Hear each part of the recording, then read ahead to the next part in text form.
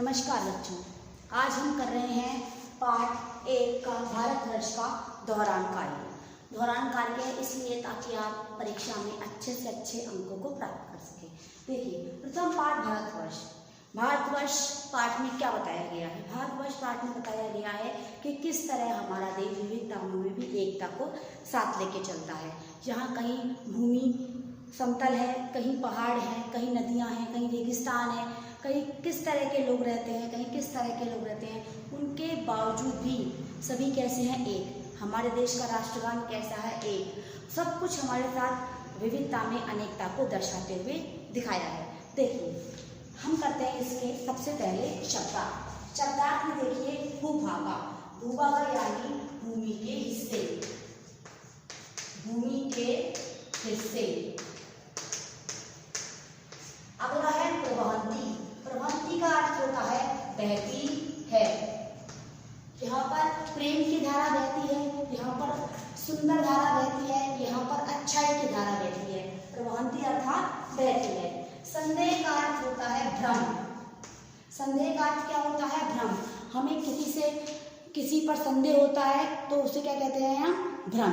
हमें किसी पर भ्रम होना। अब देखिए सरिता। सरिता का अर्थ होता है नदियाँ। सरिता अर्थात नदियाँ। यहाँ बहुत सारी नदियाँ बहती हैं पर्वतों से निकलते हुए। धारा अर्थात धारा। ऋतुएं अर्थात ऋतुएं। जननी अर्थात माता। और माना अर्थात मनाते हैं। ये सारे शब्द आप ध्यान से समझें ताकि आपको याद करने में आसानी हो और आप इस एग्जाम में अच्छे से मार्क्स प्राप्त कर सकें। देखिए, रमणीय यानी सुंदर। क्रमेण अर्थात क्रम से। सर्वत्र अर्थात सभी जगह।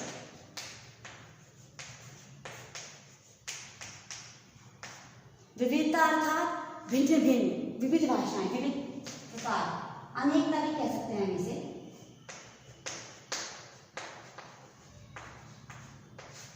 निरामया यानी निरोगी।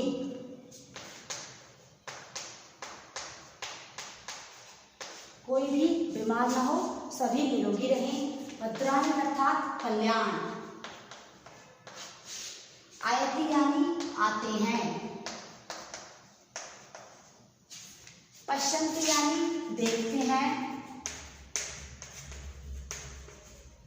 परम। परम यानी परंतु, लेकिन। विविधा यानी विविध, भिन्न भिन्न। सुमधुरा यानी सुमधुर अर्थात बहुत मीठा, बहुत मधुर। और सुखी अर्थात सुख। अर्थात इसके शब्द आपको बहुत अच्छे से याद होना चाहिए। वापस देखते हैं। भूभाग अर्थात भूमि के हिस्से अर्थात भूमि के भाग। प्रवहंती अर्थात बहती है। संदेह अर्थात भ्रम। सरिता अर्थात नदियाँ। धारा अर्थात धारा। ऋतुएं अर्थात ऋतुएं। जननी अर्थात माता। मान्या अर्थात मनाते हैं। रमणीया सुंदर। क्रमेण क्रम से। सर्वत्र सभी जगह। विविधता अनेकता। निरामया निरोगी। भद्राणी कल्याण। और आयति यानी आते हैं। पश्यन्तु का अर्थ होता है देखते हैं। परम का अर्थ होता है परंतु। विविधा का अर्थ होता है विविध। सुमधुरा का अर्थ होता है सुमधुर अथवा बहुत मधुर। और सुखीने का अर्थ होता है सुख। बच्चों, हम कर रहे हैं पाठ प्रथम भारतवर्ष का दौरान कार्य। तो दौरान कार्य में शब्दार्थ करने के बाद बारी आती है प्रश्नोत्तरों करने की। देखिए, पहला प्रश्न है विकल्पेभ्यः उच्चतम पदम चित्वा लिखत। यानी ये जो आपको विकल्प दिए जा रहे हैं, इनमें से उचित विकल्प को लिखकर चुनकर आपको लिखना है। देखिए, पहला है प्रश्न कस्य भूभागा रमणीया। किसके भूभाग, किसके जमीन के हिस्से रमणीय यानी सुंदर हैं? तो भारतस्य भारत के, पर्वतस्य पर्वत के। तो क्या होगा इसका उत्तर? भारतस्य अर्थात भारतस्य भूभागा रमणीया। क्या उत्तर होगा? भारतस्य भूभागा रमणीयम्। इस कस्य के स्थान पर आप भारतस्य लिख देंगे। अगला देखिए, भारते कस्या सुमधुरा धारा बहती। भारत में किसकी सुमधुर धारा बहती है, यानी किसकी धारा बहती है, एकता या नदियाँ। एकता की धारा बहती है या नदियों की धारा बहती है। भारत में सुमधुर धारा बहती है, कस्या की जगह आएगा एकतया।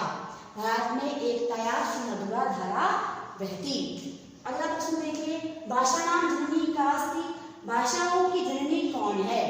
आपने पढ़ा है इस पाठ में कि भाषाओं की जननी है संस्कृत भाषा। कौन सी भाषा, संस्कृत भाषा। तो भाषा जननी कौन सी भाषा हुई, संस्कृत भाषा। आप लिखेंगे भाषा नाम जननी संस्कृत भाषा अस्ति।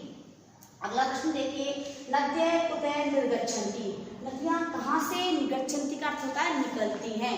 नदियाँ कहाँ से निकलती हैं, सागरात् पर्वतेभ्यः। सागरों से या पर्वतों से।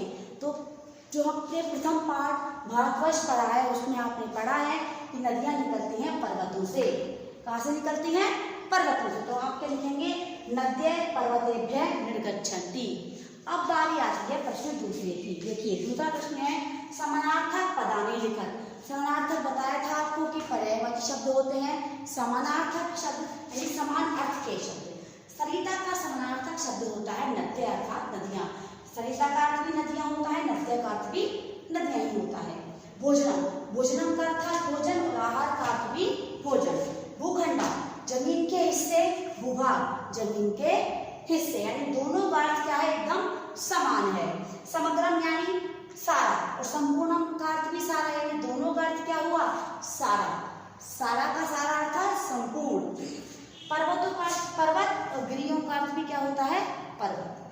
स्वस्थ अर्थात स्वस्थ, और निरामया का अर्थ होता है स्वस्थ। दोनों का अर्थ स्वस्थ है। तो आप इसका रिवीजन वर्क कर रहे हैं, आप इसका रिवीजन वर्क प्रॉपर करें ताकि आप अच्छे से मार्क्स ला सकें।